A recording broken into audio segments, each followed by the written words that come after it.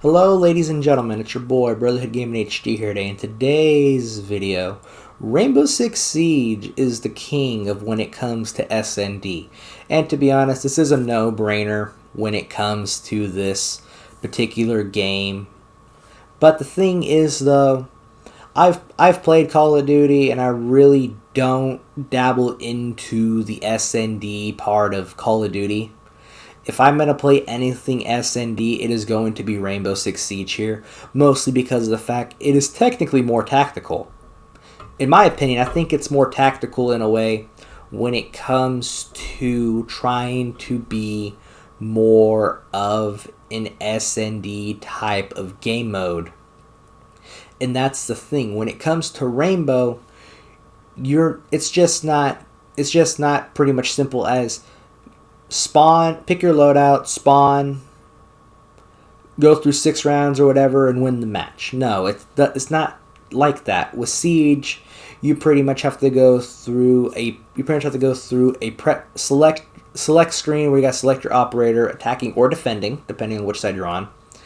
And then you also got to go through a prep phase, which depending on which operators that you pick and choose, it will pretty much be like pretty much a gamble at that point, because you don't know what the enemy team picked, for attacking / defending, and they don't know what you picked at the same time, unless they drown out the area and find the objective that you are, trying to keep secure while they're trying to attack. And that's the thing, when it comes to Rainbow, it's always a game of cat and mouse. You never know how it's going to turn out. You never know who's going to win or who's going to come on top. And that's what makes Siege, I think, so unique in its way. And it's surprising that it's managed to survive for 7+ years, and it's still going till this day. So that is something that I literally have to give off to Ubisoft for when it comes to making a game that has managed to survive this long and managed to make them this much profit for a reason. But when it comes to the whole entire attacking and defending thing, there are certain operators that do complement one another. Like for instance, there is one operator that is called Mira. She has this one-way mirror that you can see through, but the opposing team can't see through it. But you gotta shoot this little gas canister off or whatever in order for that to work. And if you end up getting shot below the waist, it's a GG for you for that round.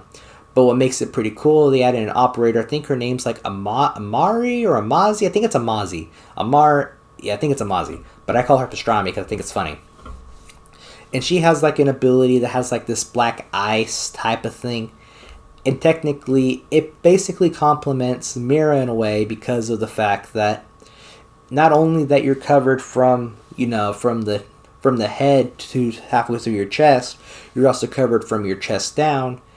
And the reason why I'm bringing this up is because I never knew that. I never knew that you could, combine operators' special abilities to complement one another. And the reason how I found this out was mostly because of the fact I was playing with my brother and one of my online friends. And I was amazed. I'm okay, I never knew that you could combine operators' specialties and put them together to make, a weird combo. And that's what pretty much made it cool. It's I'm wow, I'm surprised that I never even knew that. And I always come back to Siege every once in a while. I don't come play it a lot. I might come back maybe every so often, just depending on what it is, or if my brother wants to play, or one of my online buddies want to play, I'll pop on and play Siege with them, because this is the only version of SND that I will literally touch. It's true. This is the only the only SND-esque game that I will even touch when it comes to that. I will not even touch Call of Duty when it comes to search and destroy, because like I said, it's you pretty much select your loadout. You select your loadout and you just pretty much run off spawn and go plant the OBJ. That's about it. With Rainbow, there's a little bit more strategic map knowledge and knowing the operators. That it's more about map knowledge and knowing your operator and in knowing knowing the enemy's operators.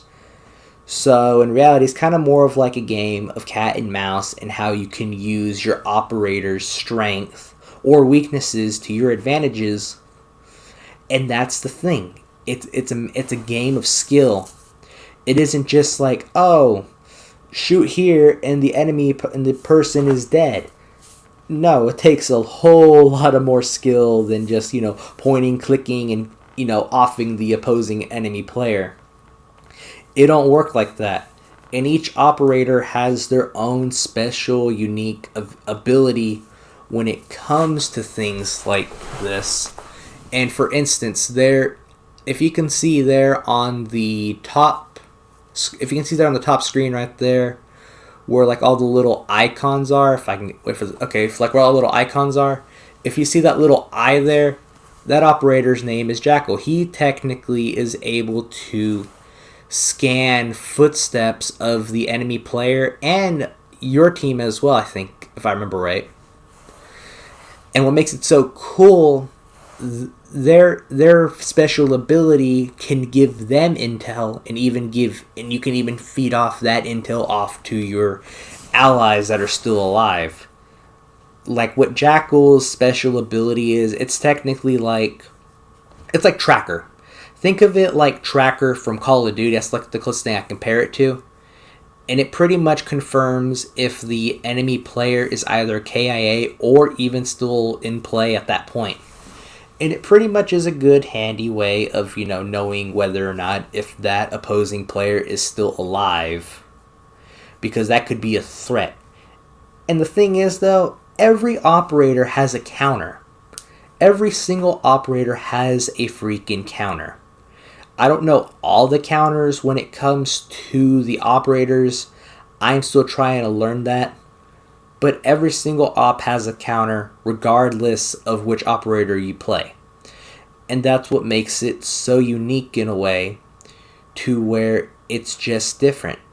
But it's been your boy Brotherhood Gaming HD, everybody. I will catch you in the next one. Please don't forget to subscribe, like, and hit the bell notifications. And I will catch you in the next one, everybody. Goodbye and good night.